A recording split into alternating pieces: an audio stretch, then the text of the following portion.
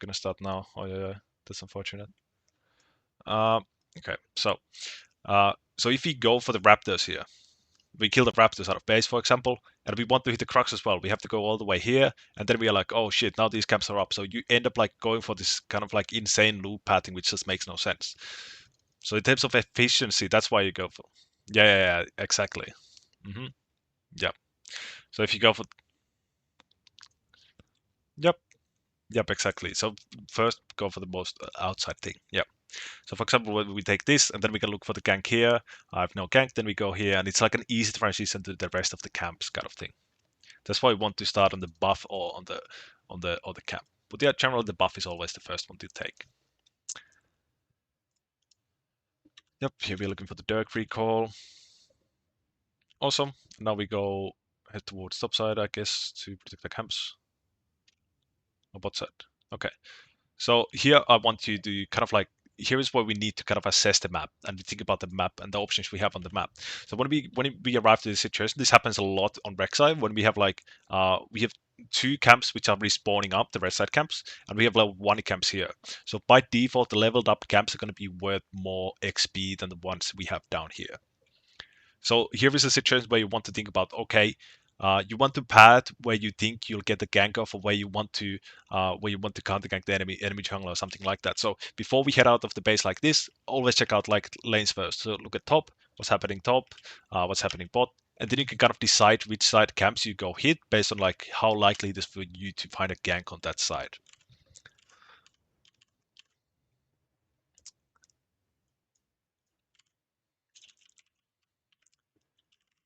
Both sides small camps up.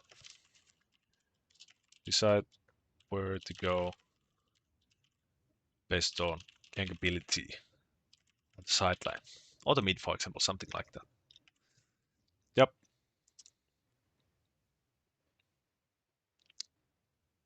So Johnny goes for mid gank. Good.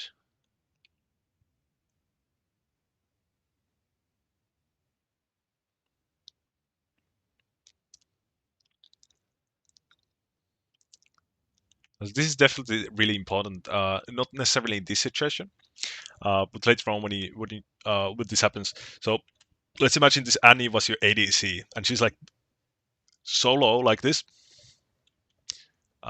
No. We don't kill Seraphine since we absolutely gonna catch her. But like this guy's so low. So let's say this was the ADC, not the support. Support doesn't matter. She's not gonna want to last it. But what laners always want to do before they recall, they always want to push in the waves. It's like laner behavior 101. Like they have 3 certainties in life, death, taxes, and pushing in the wave.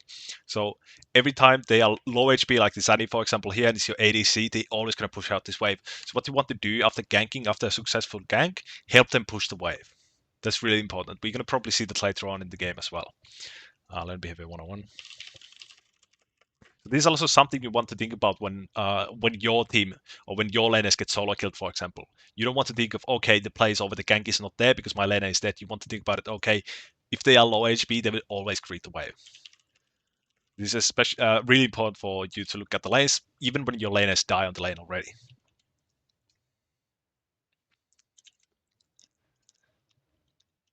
Also, tracking thing here, when we arrive at the bot side of the map, it's like 5 minutes in the game. So we see that our camps just respawn on the top side. So again, where the set journey started from, this is a good sign to kind of like, again, like think of the tracking. So it's really easy to track the enemy jungler based on where they started. So we kind of like have to think about the start of the game when our camps spawn here first. So what's going to happen? The enemy's camps have spawned here. So when we arrive at the bot side of the map, we should expect Sejuani to be here as well, since we are kind of like playing opposite to them. So something you can also use for tracking is when your second buff spawns at 7 minutes, enemy jungler's first buff spawned as well, and they most likely go for the buff as soon as possible because that's what junglers have to do. They always want to be on the camp on spawn. So again, like we go back to the start of the game. We go back to the start of the game. Think about where they started. So that's how we can also track kind of through mid game, because I know a lot of people like they can track at the start of the game. For example, we knew Sejuani is batting topside, but people kind of get lost in the source like at this point of the game. So for example, here this was kind of risky because I was expecting Sejuani to actually be here. She actually went for the mid gank. So yep, this is good still.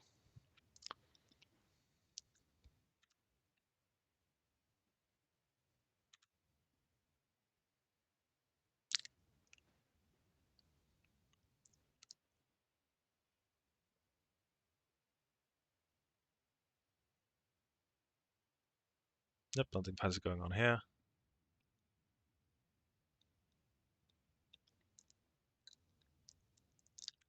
So what happened this game? We actually swapped the order. So we started the game by patting opposite to the enemy jungler, and we ended up patting identical to them. So now we are matching the enemy jungler. So he actually shows on the bottom side of the map. So this would actually mean to us that okay, the top side camps are up here. But that's like kind of advanced tracking. I wouldn't want you to worry about it too much. So yep, for example here, 7 minutes again. Both of these red buff spawn. Again, we can kind of think about okay where the Sejuani will be. We go for Warhammer. Let's see what we see bot. Yeah, Ezreal is kind of low. Don't care too much about it. Sejuani actually shows mid. Red buff yet. Yep, probably want to hit 6 here. So now, for example, could be a good option to invade. We have this huge wave crash on the top side, and we know Sejuani has both camps up because of the map just told us. So we, for example, look to invade or dive. Again, Sejuani shows mid.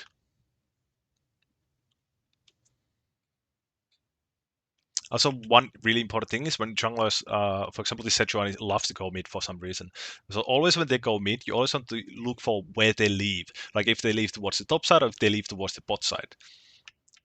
So that means you just gives you so much information on where they can be and how much freedom you have on the side of the map.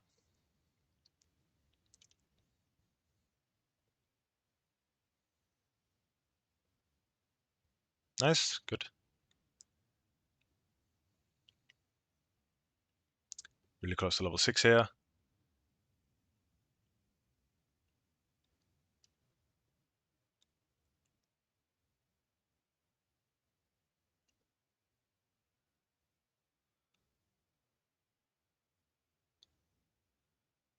Yep, he flashed. Yep, so this is what I talked about with the laner behavior. They will always crash this wave. They will always do this, even if they are super low HP. So this is definitely something you want to look out for.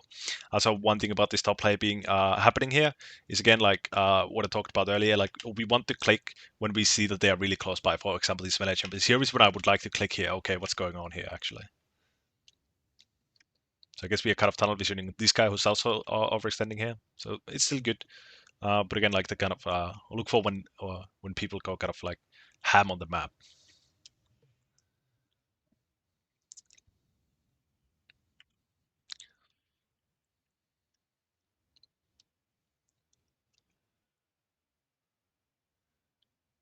Yep, we could have maybe even helped this guy here. For example, here we see.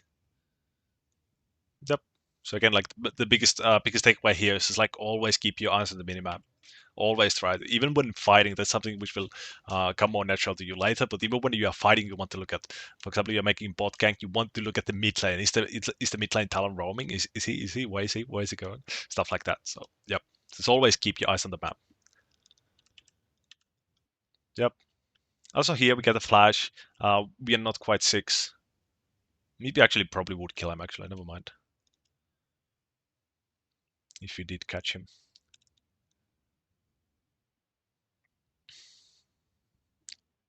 We get prowlers.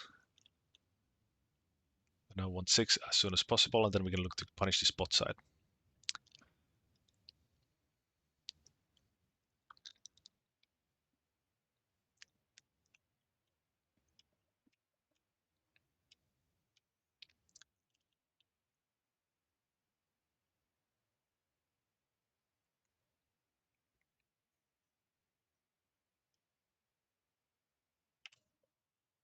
And, okay. Again, kind of the same thing as with the flash. You kind of want to be really creative with the prowler. Here, you did need to use the prowler, otherwise you would have gone to the turret. But again, like always think about, okay, do I actually need to use this, or can I save it? Kind of like be really creative with your cap closes. That's really important, Reksai. Yep, here we can probably look to dive.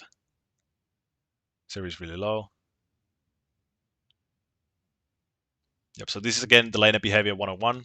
When they are low and the wave crashes, they will never leave it. They will always greed for it. So here, for example, situation actually shows top here. We could kill this Zeri and deny her all this CS. So that's really one really important thing when you're playing Reksai, especially when we have 6. Like it's so easy for us to dive, with just Q and ult to drop aggro. It's just so simple. So every time when you crash these big waves and the enemy ADC is low, so like always look to deny the CS. So you can either just threaten the dive by kind of like walking towards the crux here, or you can actually go and dive them. So again, like that's how we kind of maximize the enemy's losses. Maximize enemy's losses by denying CS. Diving or threatening the dive.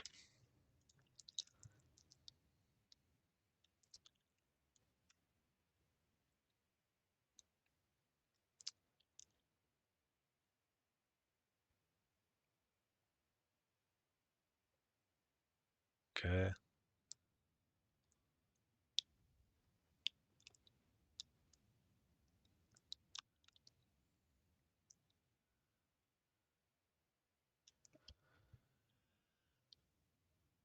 I wouldn't really worry too much about losing time.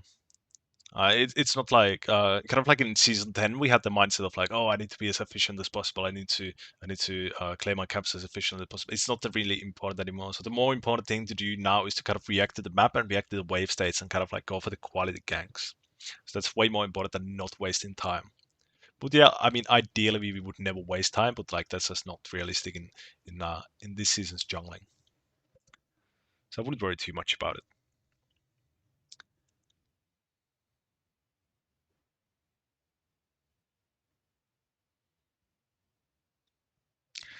Yep. Yep. So the main thing with this kind of thing is always when you have to give something up. For example, the Drake or the Herald, whatever. Every time you have to give something up, you always want to make something in return. So that's kind of the general mindset. Yep, this is good. She's just top. I'm bot. Yep, we have freedom to look for anything anywhere since we know Sejuani is bot for sure. It's really good. Good. Good. This Herald is good. One thing about the Herald usage, you always want to drop it as light as possible. So how I drop it myself is when it's 2.5 plates and we have 2 people hitting it. For example, here it's a perfect Herald for this. But again, like in general, like it's always drop it as light as possible. So if you actually look at the armor this guy has, actually we don't see, but every plate it drops, it gains like 200 armor at the end. So at the end, it's gonna have like 500 armor, and if you drop the Herald at 5 plates, it's gonna be really miserable. But yep, that was a good Herald. That only applies to plated turrets, by the way. Plated Herald as late as possible.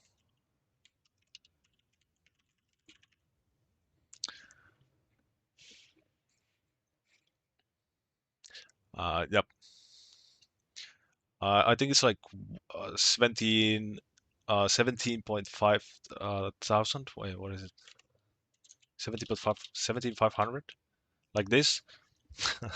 But yeah, last season it used to be 2,000. But then what applies to this is the average level of the game and the summon herald. So that's kind of like something to think about. But it's I wouldn't worry too much about it. I would just think about always the first herald just deals 17.5, so a bit less than 2 plates damage.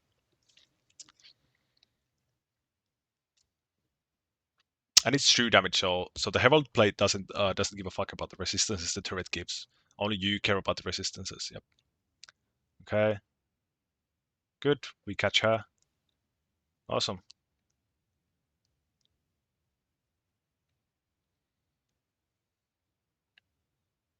Yep.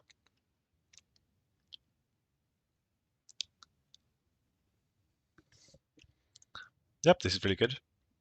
The team is pushing up. We know Chinese spot here. Let's go for the dive. Great. Awesome. So Johnny goes mid. So again, this would be a situation where I would be looking towards kind of like helping my team shove here. Maybe we could even hit the turret here. So again, like we see Sejuani. So one really important thing actually about your gameplay I noticed is that always when we see the enemy jungler making play elsewhere, we always want to trade it for something. So every time we see the enemy jungler on the map, we want to look for immediate options elsewhere, so where they aren't. So for example, this guy's making mid play here, so it's like, okay, free, we can dive this threa or we can hit this turret, whatever. So every time you see the enemy jungler on the map, you always want to trade it. So this is what we call a jungler tempo.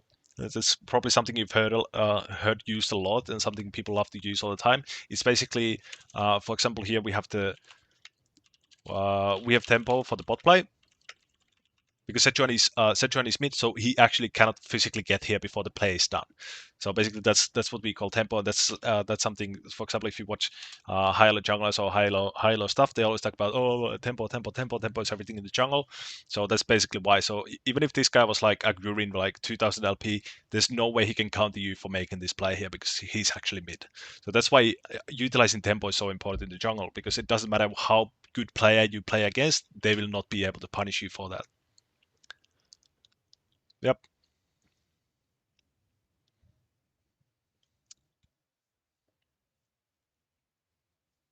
Yep, now we have a lot of camps up. We've been making a lot of plays. Good.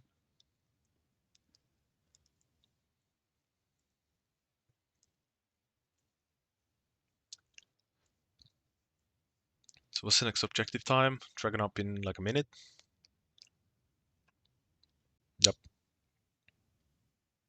That's the time I want to see, actually.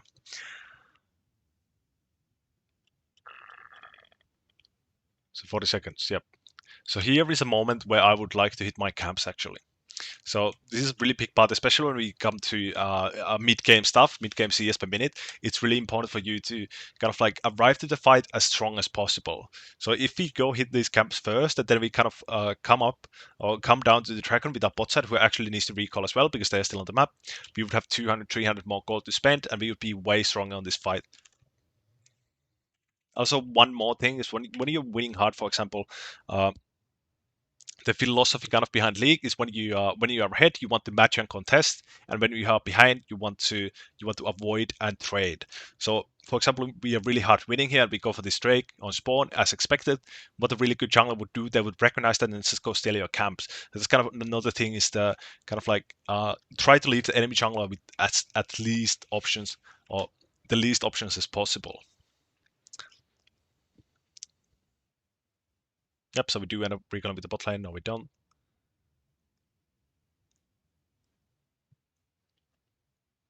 So again, like your bot lane here creeped, kind of created for the wave again after we ganked. So again, like it just helps. It helps your laner so much more to survive and actually not just permite the game by helping them push the way after a successful gank.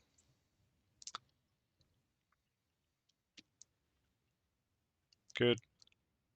So again, our bot lane can't really fight it. So yeah, we'll trade. Garen's already trading for you. Okay. But yep, we should be heading here because we know again Setro is on the top bot side of the map. He's on the track. Yep, this is really good. Can't really contest it. Awesome. This is really good stuff. This is really good. So this is what I was talking about. We know what the enemy jungler is. We want to get like we can get really aggressive on the opposite side of the map. This is really good. I love this. This is so good.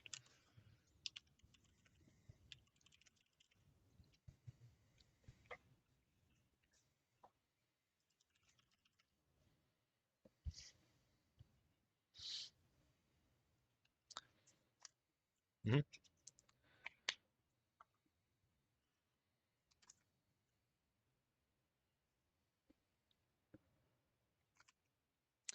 Uh, it kind of depends on how likely it is for your liners to die there, for example. So that's something we have to assess. So let's say we have like really, really fed like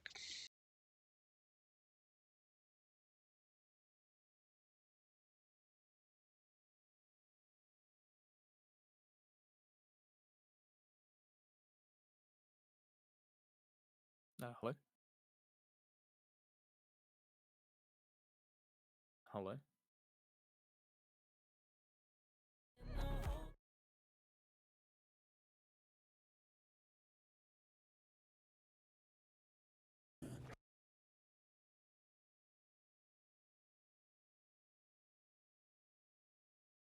speak on it.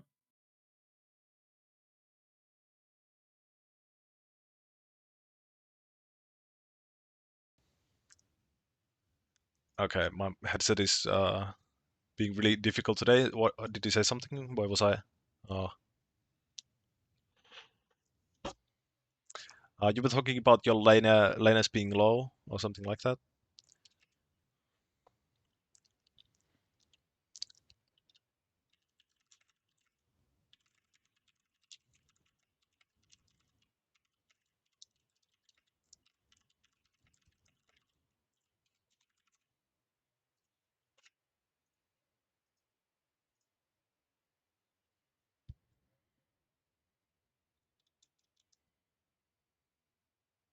Hmm.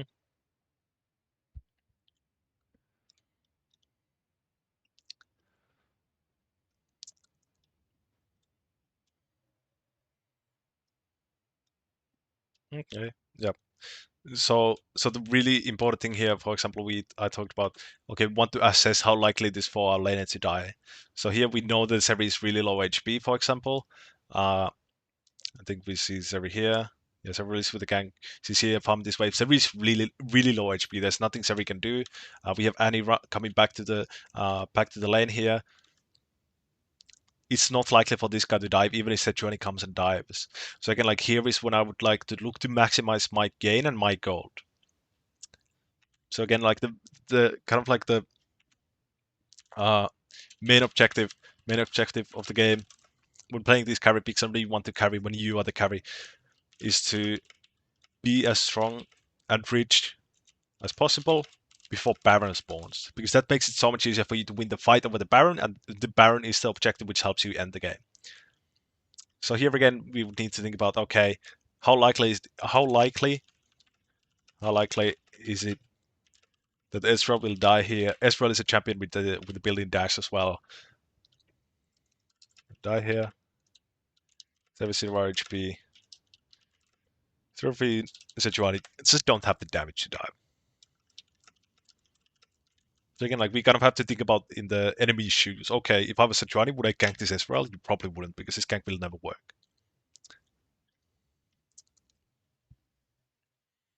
Yeah, of course.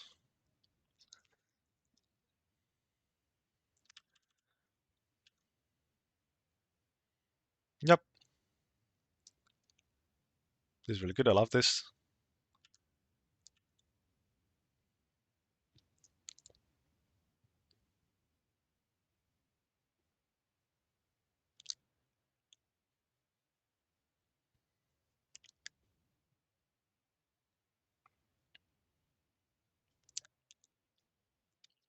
So one thing I would have liked to do here, when we go for this gank, and again, we get the insane information on, okay, the enemy just took the Drake. I would like to push this turret, because these tier 2 turrets are really important, and it kind of comes back to this point I talked about. Main objective of the game is to be as strong as possible with Baron spawns, and the side lane tier 2 turrets grant 600 gold. So that's the most like individual gold you can get from an objective in the game. So for example, the mid lane tier 2 gives 300, tier 1 turrets give 300. So again, we have exact information on where the enemy team is. We want to trade something. Taking this 600 gold here for you and Gavin is going to be more valuable than you taking these 2 camps. So like my usual game plan, or when I'm strong like this, when I'm kind of the wing con, what I like to do, I always love to go for these tier 2 turrets before the Baron even spawns. So usually how I want to end up with Baron is I want to have one tier 2 on the sideline standing, so we don't have to think about this one anymore. So I want to eliminate these turrets as soon as possible when I'm fed like this. Yep. Let's look to trade here. You were saying something.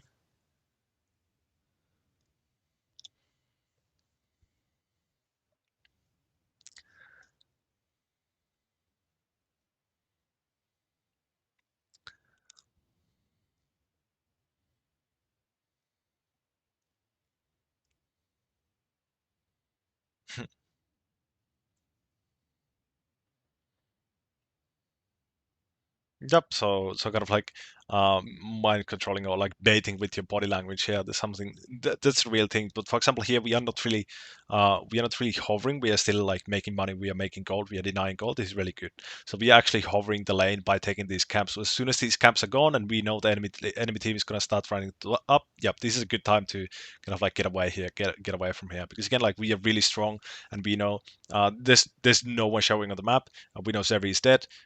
They just took the trade. They're probably going to come around here. So yeah, this is a good time to leave.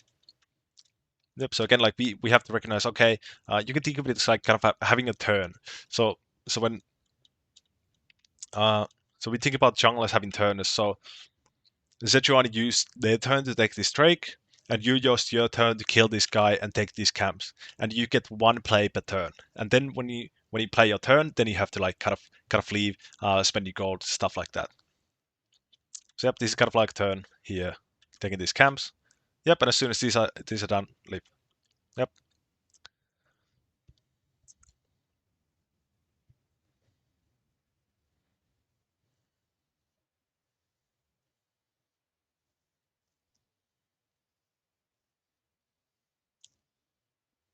yep, yep, yep,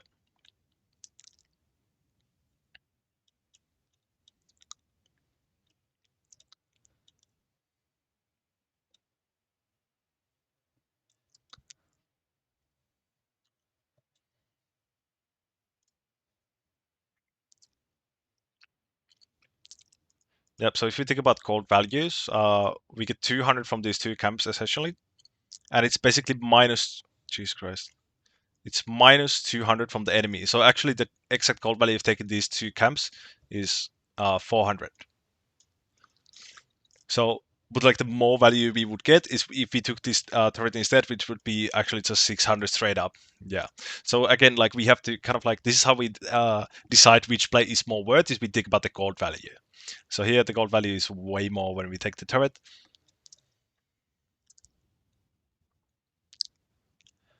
Yeah. Then it's yeah. Yeah, so then it would basically be identical in gold value, exactly, yes. But again, like the way I think about it is I want to get one of these at least down before the Baron spawns in this kind of game, so I'm really strong. So again, like when you take this tier 2 down, it gives you basically a clearer game plan once you get this Baron, or in general a clear game plan on what to do. So again, like we get this turret down on the top side of the map, this tier 2. The next objective we want to take is the bottom side tier 2 and the bottom side tier 1. It kind of helps you get clarity in the situation by taking these turrets. So that's something I would just default to. If when you have this opportunity to take tier 2 or take camps, just like don't overthink, just take the 600 gold basically.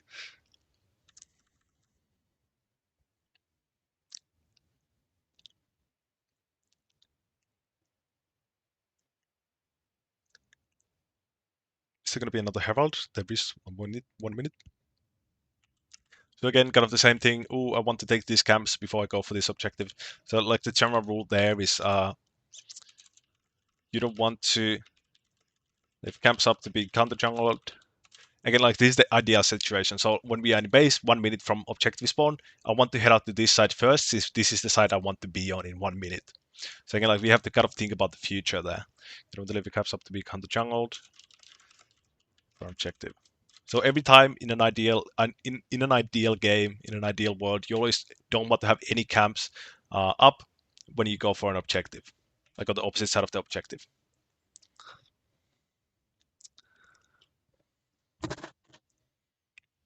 Yep. Especially when we have these hex gates, you can basically recall at 30 seconds from the objective spawning.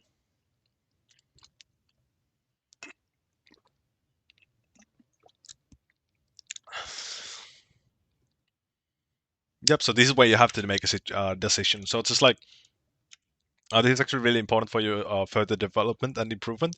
Is that when you kind of arrive in the situation like, oh, do I go? Do I not go? Do I not go? Do I not go? Just like go. Just do something. Just like decide on one thing you want to do, and next time this exact situation is going to appear again in this game because that's kind of the name of the game.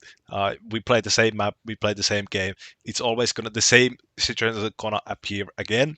And that's when you want to know, okay, what happened last time? How did it go? Did I actually make it in time and stuff like that?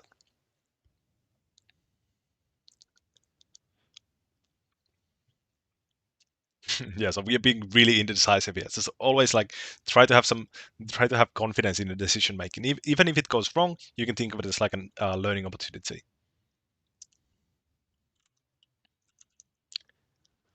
Again, really good. We are trading aggression on the opposite side where the enemy jungler is. So this is really good. We kind of misplay our bite there. Do we get the kill though? I think we do. Good. So again, this is really good. That's what I want you to do always. When you see the enemy jungler doing a play on the opposite side of the map, we see everyone here. This guy's all the way here. We can go kill them. So again, every time we know where the enemy jungler is, it gives basically a free pass to be as aggressive as we want. Of course, at this part of the game, we have to also consider the rest of the team. But in general, okay, enemy jungler is on the opposite side of the map. Maybe I can do something elsewhere. Really good. I like this. Yep.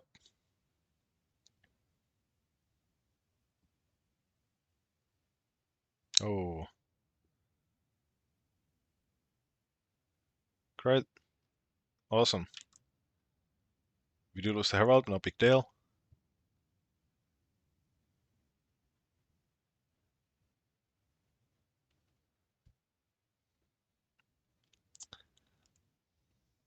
Yeah, but the bot side is dead actually. Yeah, that's something you could do. But again, like the main idea I have for when people look to invade is that I don't want to people to look for invades unless they know the camps are up. If you're like kind of like unsure whether the camps are up or not, just like don't go. Just hit your camps, get the certainty instead of going for the guesstimate play. So track it in 50 seconds. Again, the same thing. Okay, I want to hit my camps before. That's something you can definitely implement instantly into your gameplay. Again, like it's kind of like so we actually are kind of we still want to be efficient, but I wouldn't worry too much about like being inefficient as I talked about earlier. This is a really good moment to kind of like bring up the mid game CS per minute. It's just like try to like plan the route to the objective based on your camp timers. Yep, we get the trade. Good.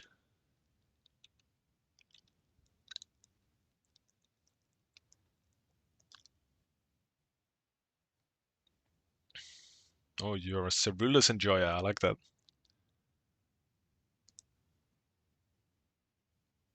Okay.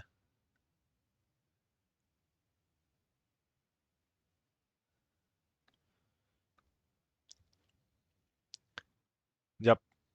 So here I would actually maybe look to use these guys pushing up all the way here, and maybe this is a moment where you could shadow them. So the way I think about when I want to start like kind of like skipping camps and shadowing my laners is when an objective is either up or it's spawning. So for example, here we have Baron up. If Sejuani shows up here and it's going to be a 2v2 with Panther and Sejuani, you could be the one to turn it. So for example, here we actually even see everyone except Sejuani on the map. The bot is on the bot side, mid is mid. So the only risk here is like the Sejuani being here. And if it's 3v2, you Sejuani and Panther versus you three, you will always win it, right? So in general, like always want to look for the numbers advantage.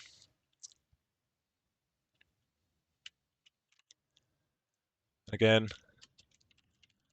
I start to worry. So this is a good way also how you want to think about like so how people love to do ARAM in the mid game, for example. Everyone's just is like mid and there's nothing to do. No objectives are up, nothing. So that's again a moment where you can think about, okay, I don't even want to fight here. I don't need to fight here. I can just danger being farm my camps.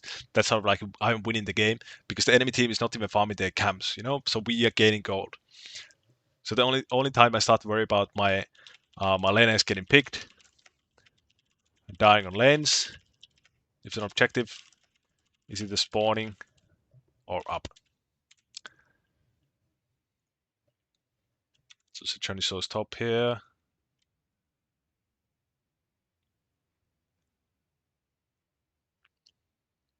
Yep, so this is basically what we could have done. We could have invaded these camps, established this vision when the bot lane was walking up here before. And again, vision is really important, especially when the Baron is up. Jesus Christ, he's a maniac. On we die as well. Yep.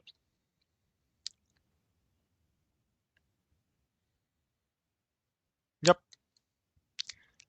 Yep, so here we actually arrived to a risky play because now there's actually no one showing on the map, or like the Lux is not showing on the map. So there's one more question mark besides the jungler here. So again, also another thing I kind of want to think about. I feel like you are missing a lot this game. Is that okay? When I make a play again, like think of the turn. Okay, who's gonna be able to come and stop me? Because you get kind of caught in the rotation of the enemy when you go for this play, and they actually roam from mid to kill you. So this happened also on the top side of the map when we almost had the Seraphine and stuff like that. So always when we are going for an extended play like this, there's always think about okay, uh, if I'm low like this after the play, can I actually like take something out? Because there's always a risk. Okay, the mid laner might be here, and he actually is. Obviously, that's a bit hindsight, but again, like when going for extended plays,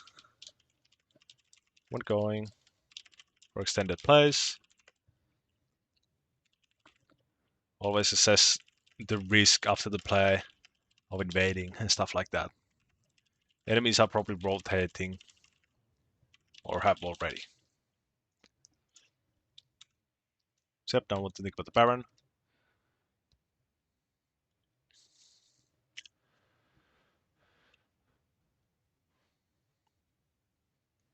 No, I would like to play the objective side.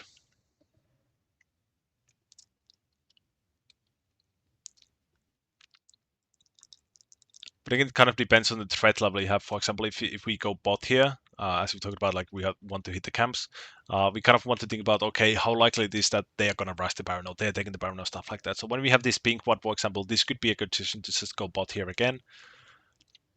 But in general, where I want to, because again, like I want to end up on the top side of the map, but I don't have immediate a rush to go there because the objective is either safe with the pink here, or it's not even spawned. It has happened with the Drakes before.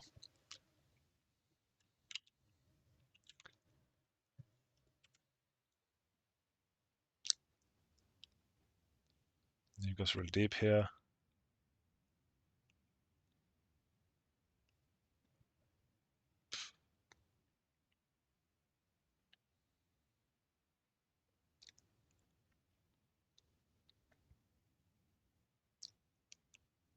Great, good. Didn't really care much there. So you can see, for example, at this point of the game, it's 25 minutes into the game. The moment we were on this turret was like what 16 minutes into the game. So again, I would just rather take this tier 2 because it gives me clearer plan on what to do next.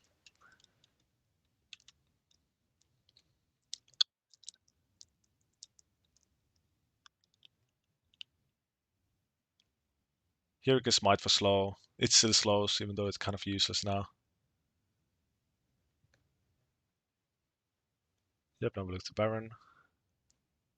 Drake is spawning up. Yep, 0-3 calling up.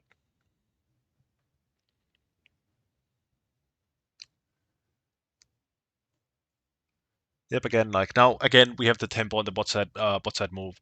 So when we see this guy at mid, okay, I would immediately think, okay, the ADC is all the way here alone. I have Prowlers up soon, I have Flash, I have Coast. So again, like this would be a really high impact kill on the thera here, because that would ensure that we get the trade because they actually don't have an ADC. So again, like every time you see the enemy jungler, okay, do I go for this or do I trade it? Because again, like this guy is pretty hard to kill at this point, like he's full tank.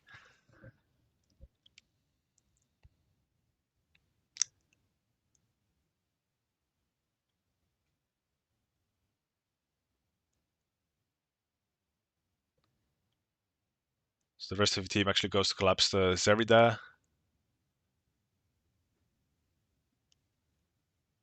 There's really good patience with the tunnel. I like that. You're not going too deep, tunnel vision too hard. Ooh.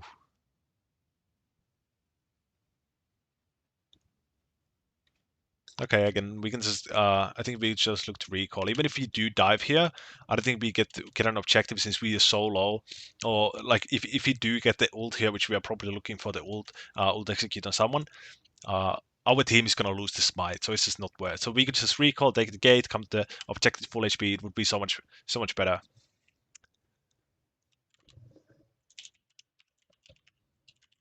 Recall for resource.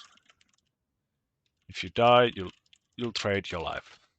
Also, another really important thing is when going for these strakes, kind of like a really common mistake I see all the time is the Sejuani here comes and tries to steal this. It just dives here, gets hit by 5 people and fucking dies, and the Baron is up. So never do that. So again, like kind of the same thing. Okay, I don't want to trade my life and all the objectives are up. I'd rather have the smite, kind of like look to fight the objective. So yeah, the Sejuani actually comes here looking for the steal. She's a bit late.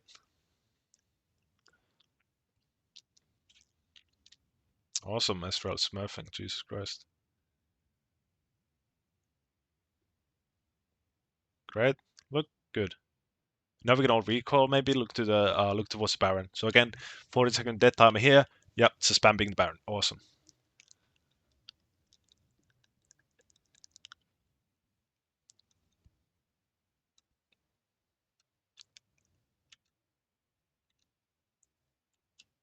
Okay, what happens here? So pattern is just pushing. Ezreal is recalling. Yeah, we don't want to fight here. Yep. Then it keeps kind of ending the game.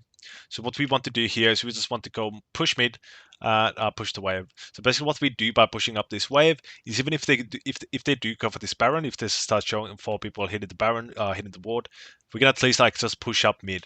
So what we don't want to do here is we don't want to take this fight because again it's 3v4, again unfair fight, unfair numbers. We don't have the numbers advantage against us. So in general, like always look for the unfair fight and never look for the unfair fight for the enemy team. How would I say that? Never look for the fight without numbers advantage. So at least you want to have like even numbers, basically. So again, we have to give something up. We have to give up this control over the Baron side. Again, what we want to do, we want to trade something. So we want to pressure this mid lane, maybe look to push the mid here, break the nexus, whatever. I'll break the, not the nexus, but the inhibitor maybe or something like that. Yeah, we kind of got back here, get this very good.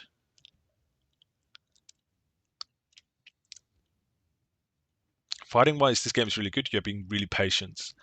Patient. That's something I rarely see with Reksai. I'm really an impatient Reksai player myself as well. I just love to go in on people as it usually ends up with me dying. But yep, this is really good. We're being really patient. Just poking with the Q, especially when we have several builders, the Q actually hits like a truck, so it's really good.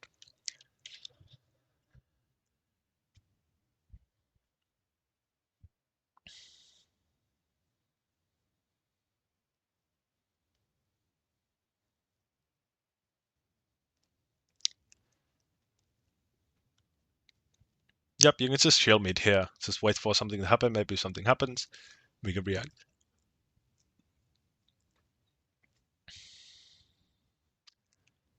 Dip again, this rose on the bot side. Yep, really good. Just got him pack. Awesome. Good. At least we trade the ADC.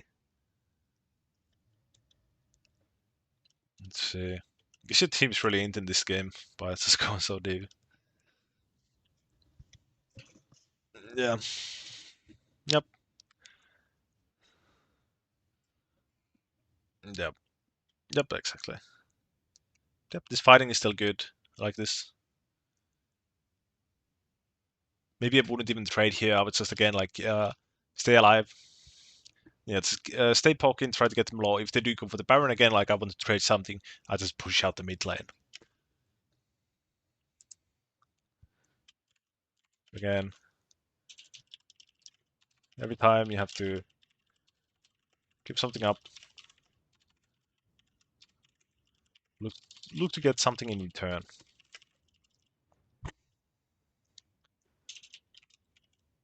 The remark, if we are forced to the Baron control, we can push up the mid wave, pressure turret, stuff like that. So again, like we need to trade something for giving up something. Then the team is not taking the Baron either. Next is Craig.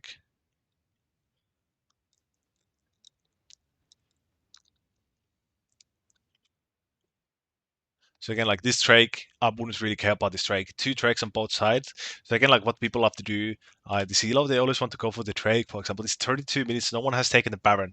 This simply doesn't happen in higher elos. So what we can do is when we are not like in a soul situation or stuff like this, not a soul fight.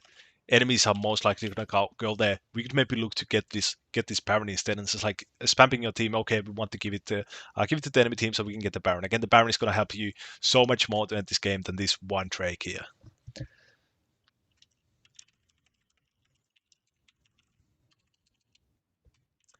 Uh, so basically, every time Baron for a normal Drake is always worth. Even Baron for a soul is always worth, but like it kind of depends.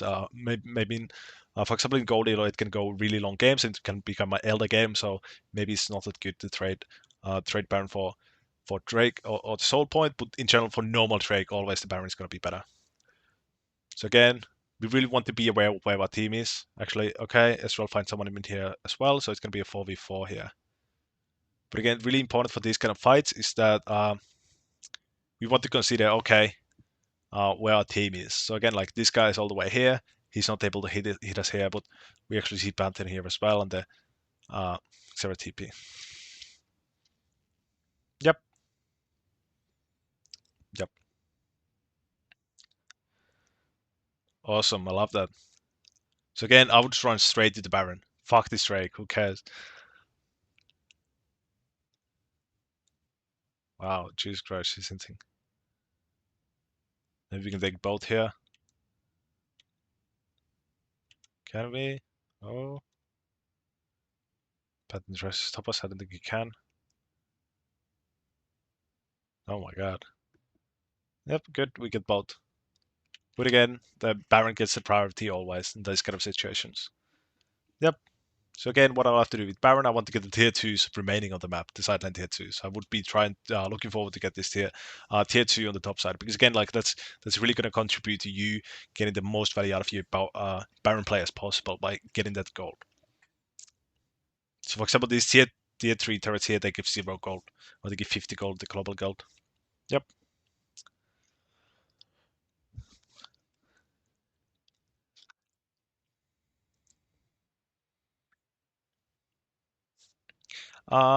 Yeah. So that's what we can do. So this is really good what we are doing here. Basically, with Baron, we want to play it really slow.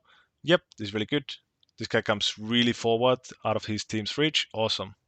So yeah, kind of like later on in the game, Reksai kind of becomes a more of a peel character. So this champion is so fucking good against melee champions, especially in divers. For example, if there's something like Craves, Wukong, something like that, who wants to dive your backline, it's so easy to interrupt them on on Reksai. That's what you want to do. And then when you have the opportunity to dive in, then you go. But yep, what you want to do is you kind of want to play slow with the team and kind of like protect your carries, especially when they're this squishy and they have such many diving. And then we can look for the Seri dive here when she jumps forward or comes vulnerable or stuff like that. Yep, really good. Again, farm everything. Now again, we can just hit our camps because everyone is dead or our team is dead. There's nothing we can look to fight on the map for. So again, hit our camps here. Yep. But again, like how likely it is that they're gonna roll up into your jungle if you're going to blue side when all the waves are like all the way here. Gonna kind of we want to utilize the downtime we have. Our team is dead. We are not able to make plays. This enemy is alive. Perfect time to hit camps until a team spawns.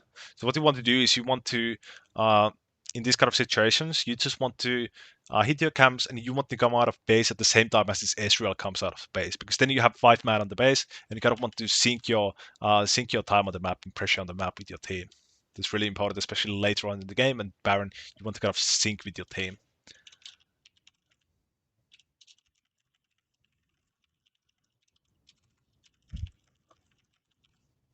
Yep. So here, for example, we have 600 gold. We would have like 800 more gold.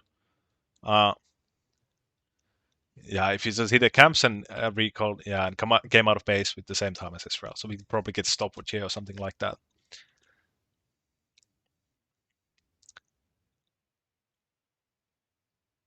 So that's definitely something we can look to, or we can utilize to kind of like fix the low CS per minute in mid to late game. This is like, okay, recognizing when we have downtimes when we are not able to make plays, and just farm our camps. So for example, here we cannot be farming these camps because now again we have to be with our team here. Yep.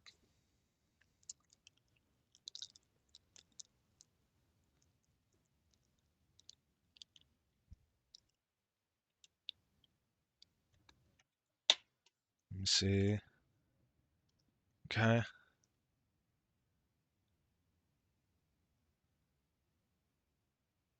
So we get a pick here. Maybe we can look for the drag. The drag is spawning. Gavin is really low.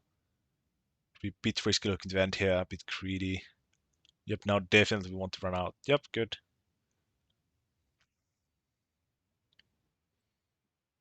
Hmm. Yep. That's insane. Actually, we just end the game here.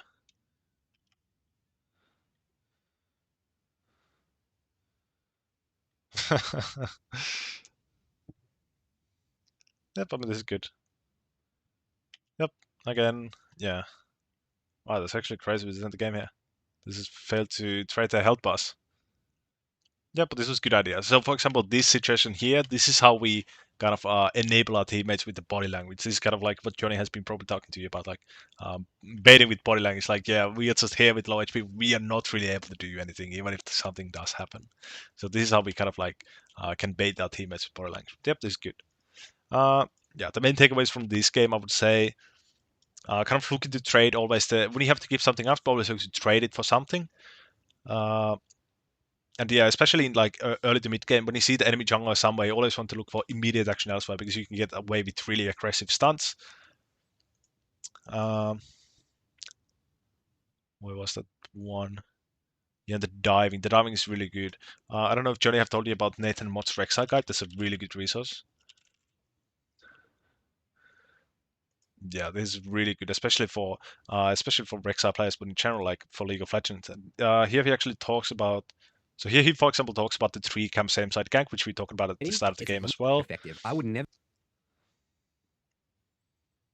Yeah, I mean the macro is generally the same. Yeah. Red Raptor's Cromp doesn't really exist anymore. But yeah, I mean the general macro he talks about in this video with the 3 camps same side gank, for example, it really applies still. So for example, he goes for 3 camp 3 camp gank, he recalls or looks to invade stuff like that. So definitely worth the watch. And this part about the slow push stacking wave and diving the minions, basically what we also talked about in your game at 10 minutes mark with the theyre. We always want to maximize the enemy's losses by diving them and denying them CS. But yeah, the main takeaways, always look to trade something when you have to give something up, give up something. And the other thing is when you see enemy jungler making a play, always look for immediate action options. So again, like you don't have to go for the top play, for example, when they make the bot play, but you want to check out, okay, is top gankable for me? And like, can I dive it or something like that? Because again, like there's no risk of the enemy jungler being there. Also for the tracking, utilize the first or second camp spawns. Starting side, when our starting side spawns, enemy starting side spawns, and our second buff as well, and second buff 7 minutes. Again, we started red, then we started red. Where would that be at 7 minutes? It's probably gonna be red. At the mid game, mid to late game stuff. Recognize moments when we can't make plays to find opportunities to hit camps. Camps. Yep. That's pretty much all. Do you have any questions?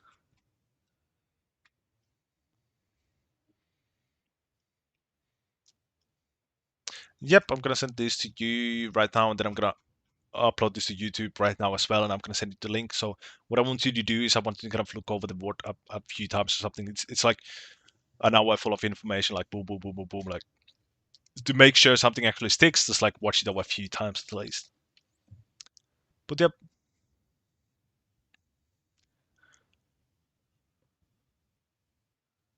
Yep. Yep.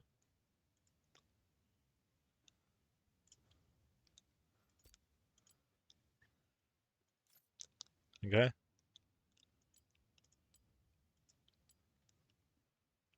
Reksai. Create a new item set here. Can I use all the chimps? So I mean, the prowler is always going to be the prowler. There's something I always want. What I love to do, a second item, I love to do black cleaver actually. But what a lot of people like to do, yeah, I mean, if you do like the Edge of Night, then you can run the Edge of Night. There's no issue with the Edge of Night. So these are basically the core 3 items you have on Reksai. Then we have the Dead Stance. The Dead Stance is also really good. Something you can do more again against heavy AP, really good. Like this is the main items I almost always look to build, except I don't actually build Edge of Night at all myself. I like to play more bruisery. But something if you do like it, if you're used to building Edge of Night, just keep on doing so. There's nothing wrong with the item. I just don't like to build it personally. What else would that be? Yeah, so this is something I haven't really experimented with, but I think it's actually pretty good. But yep. Yeah, Black Cleaver is going to give you a bit more, yeah, armor shred, and it's going to give you a lot more survivability with the movement speed and the health. But yeah, this is kind of the these 3 items here. This is kind of the ultimate carry build. This you deal all the damage in the game. You're the win condition in the game. Um, yeah,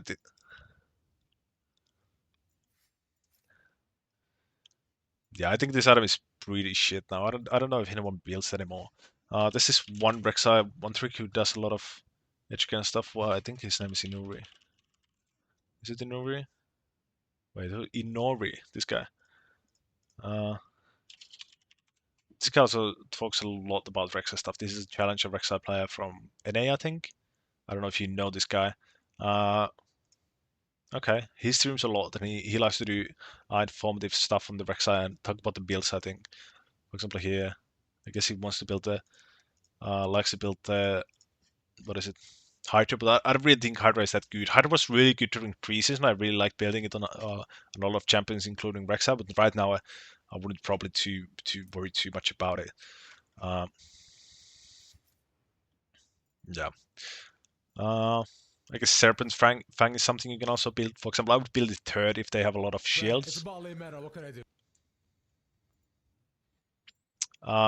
If they have a lot of shields, like this item is so shit. If they have like 5 shields, then I would maybe consider this. But so if, for example, they have 2 enchanters, they have like Karma bottom lane and Ivan jungle with 2 shield power champions. Like then I would consider building this. But like in general, like this is a pretty shit item, so I would probably place it in the Ravenous Hydra bracket here. But against like really heavy shields, I would probably look.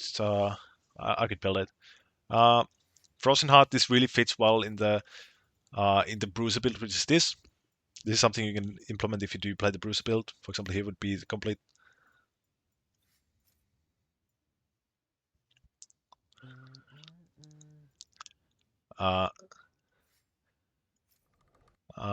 It kind of depends on trait, but in general, with this build, I would actually recommend Randuin's because it also gives us more HP.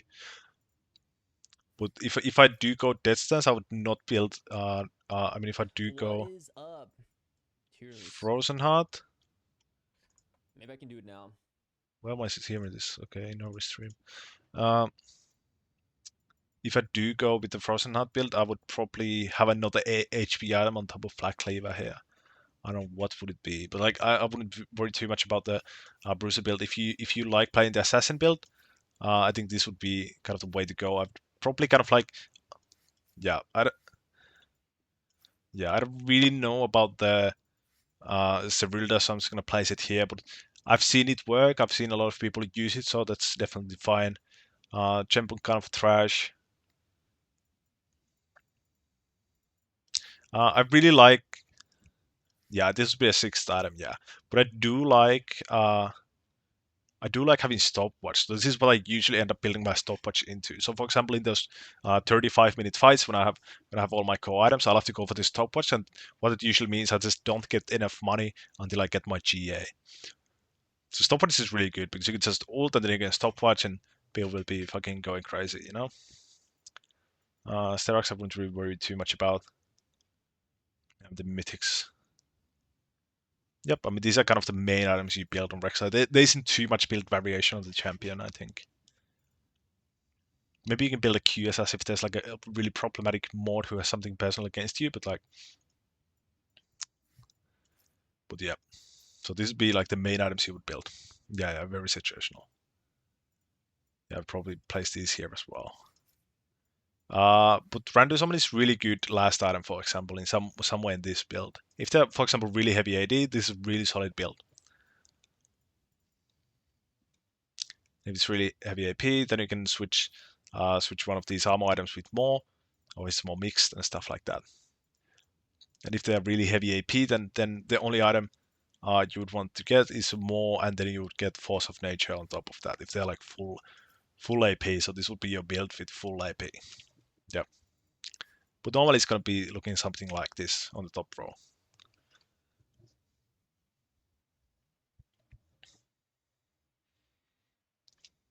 Yep.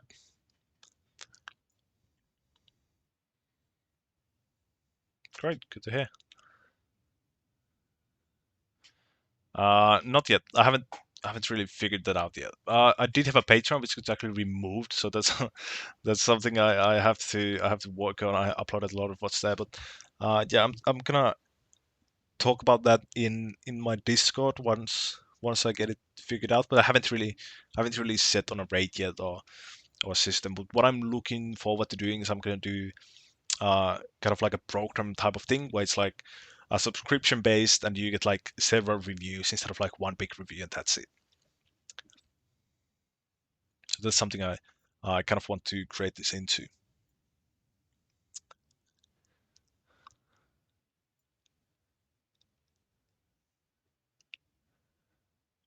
Yep.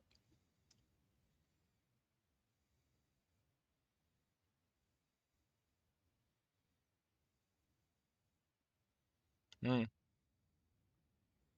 Yep. So the way I think about that is kind of like we have these important things I want you to focus on in the next games. For example, here I tap it at the end. Let's say learning objectives. So these are kind of the things I want you to kind of like. So basically, the idea behind the consecutive and like smaller reviews within the month, on top of this one big one, is to kind of like make sure that these don't go outdated. So, for example, we don't go a month and then we like kind of get this stuff figured out, but then we have something new which we have to focus on. So that's kind of the idea behind the more frequent reviews. But yeah, it's not going to be like a weekly based. More going to be like maybe 3 to 4 reviews a month, something like that. That's kind of the idea here. But yeah, I'm probably going to do also like just like a one review package as well, so you can just go for this one big review if that's what you like and stuff like that. Of course, yeah. Yep, awesome.